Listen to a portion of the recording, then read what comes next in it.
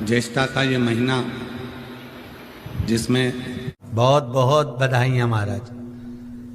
सोमवार की अष्टमी का मतलब आपको इंदौर की कथा में बताया था, जिस दिन शंकर और पार्वती के मिलन का दिवस हो, और केवल एक माता पार्वती के अकेले मिलन का नहीं, 64 योगनियां तक भगवान शंकर से मिलने के लिए आती है।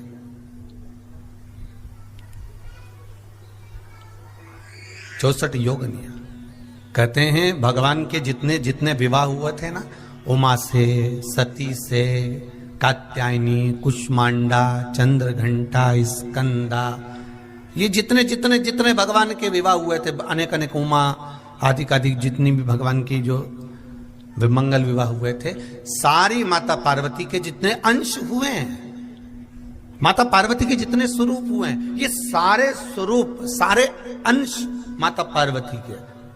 ये सोमवार की अष्टमी के दिन भगवान शंकर के मंदिर में आकर शिवजी के सम्मुख में बैठकर उस जलाधारी के नजदीक में, जहां शंकर जी का शिवलिंग होता है, उस जलाधारी के पास में उस दिन केवल पार्वती जी का हस्त कमल नहीं होता, स्वयं मां जगतजननी अपने कामन रूप में 64 योगनियां और शक्तियां सारी की सारी आकर उस जलाधारी के पास में विराजमान हो जाती हैं, और शंकर जी पे जो जल चढ़ता है वो देवियां ग्रहण कर कर शिव को अपना आनंद सुख प्रदान करती हैं। इसलिए कहते सोमवार की अष्टमी का महत्व बड़ा है, बहुत प्रबल। बाबा की कृपा है, शिव की कृपा से, भगवान शंकर की कृपा से ही सब कुछ आनंद में हो। और हम तो कहेंगे एक लोटा पानी चढ़ाने से पीछे मत हटना। सोमवार की अष्टमी के दिन शंकर के मंदिर जरूर जाना, बेलपत्र जरूर चढ़ाना, बाबा से विनय जरूर करना, निवेदन करना, बाबा को पूजन करना, घी का दीप लगाना और बाबा से विनय करना, बाबा मेरी ये मनोकामना है, मैं तो आपके चरणों में समर्पित करने के लिए आई, मेरी ये विनती को स्वीकार कर लो।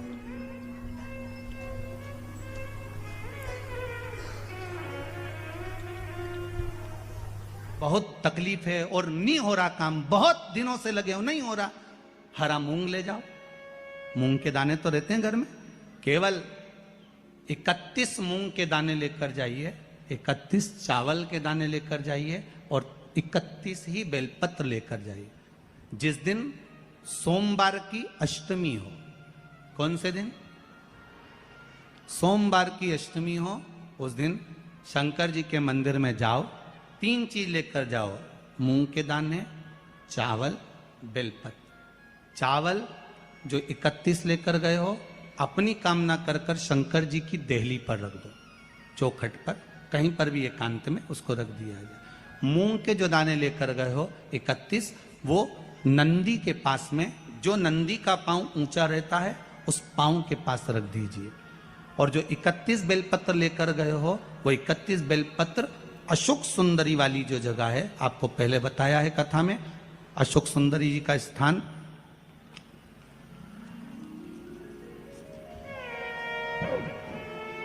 ये शिवलिंग, ये जलाधारी जहां से पानी बहता है, उसके बीच में एक मोटी सी लाइन होती है, जो शंकर भगवान की छोटी लड़की अशोक सुंदरी का स्थान है। शिव जी के 13 बच्चे हैं, 13 बच्चे में सबसे छोटी लड़की अशोक सुंदरी यहीं पर विराजमान होती है, जहां से पानी नीचे गिरता है। प्रत्येक शिवलिंग के सामने एक मोटी सी लाइन होगी, उस मोटी सी जो लाइन है अशोक सुंदरी, वहां पर जो 31 बेलपत्र लेकर गए हो, अपनी कामना कर कर पीला चंदन, लाल चंदन लगाकर उस पर समर्पित करते जाओ। उसकी डंडी जहां से पानी बहता है उस ओर होना चाहिए। आप निवेदन कर कर देखो, एक सोमवार की अष्टमी पर कर कर देखना, दूसरी सोमवार की अष्टमी आएगी, अपने आप आपका काम हो गया होगा। बाबा से निवेदन तो करो, क्यों भटक रहे? और धतूरे का फूल,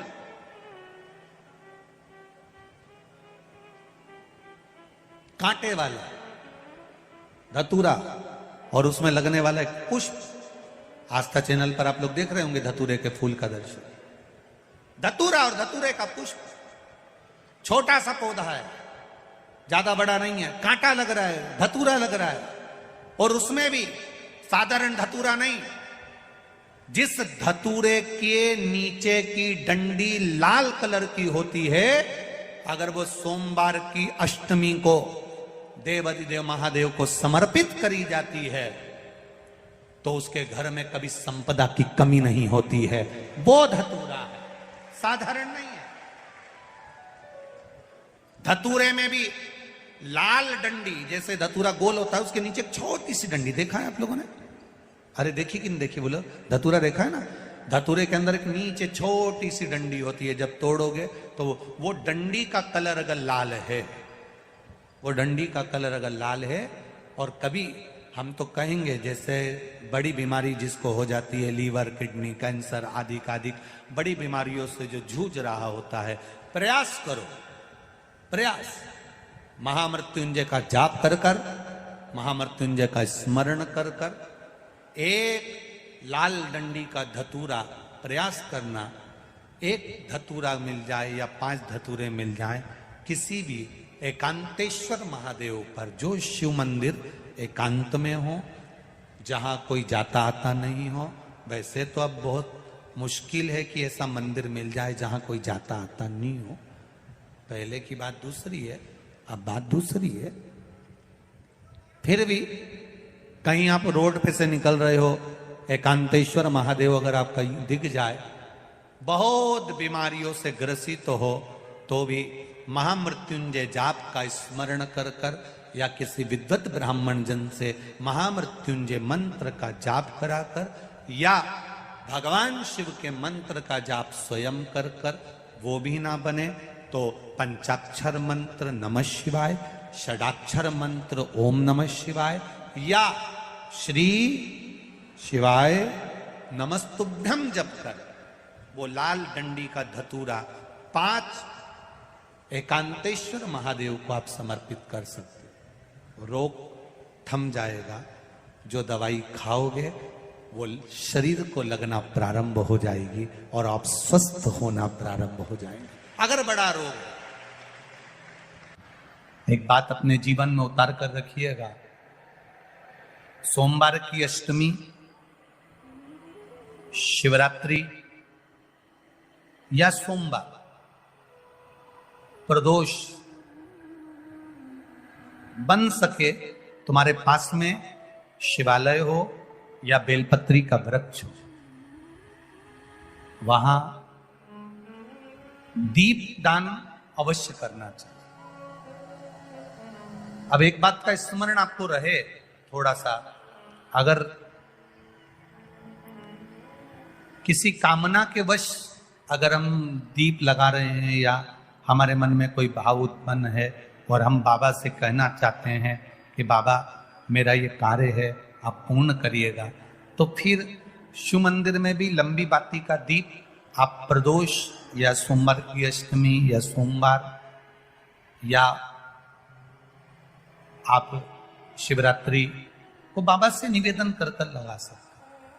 हाँ, विशेष जब कोई एक बहुत बड़ी बात हो और आपके कार्य में कहीं अटकल हो रही हो, तो एक ही दीप में 2 बातें, शिव और शक्ति, लंबी बाती बनाई, शिव और शक्ति के नाम से 2 बाती एक साथ एक दीप में भी लगा सकते।